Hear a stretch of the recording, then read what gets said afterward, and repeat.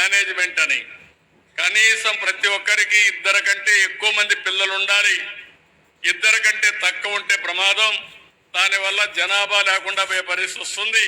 రేపు కష్టపడినా ఎవరి కోసం కష్టపడతాం అనే ఆలోచన వచ్చే పరిస్థితి వస్తుంది.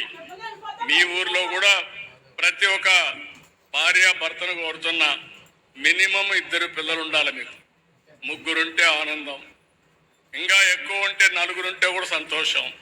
కానీ మినిమం మాత్రం 2 ఉండాలి. అప్పుడే సమాజం శాశ్వతంగా ముందుకు పోతుంది.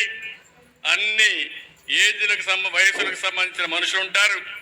దానివల్ల మనం రాబోయే చాలా దేశాల్లో తప్పు చేసుకున్నారు. సరైన సమయంలో చెప్పకుండా, ప్రయత్నం చేయకుండా జనాభా తగ్గిపోయి అక్కడ ముసలివాళ్ల సంఖ్య పెరిగింది, చిన్న పిల్లల సంఖ్య తగ్గిపోయింది. కొన్ని దేశాలకు మనం మనుషులు పంపించే పరిస్థితికి వచ్చాం అక్కడ సేవలు చేయడానికి. ఇది కూడా ఎక్కడికక్కడ మాట్లాడుకుంటూ ముందుకు పోదాం. చాలా సంతోషం. Excellent meeting. ఈరోజు మీటింగ్ చూసిన తర్వాత నాకు ఒక నమ్మకం వచ్చింది, ఒక ధైర్యం వచ్చింది.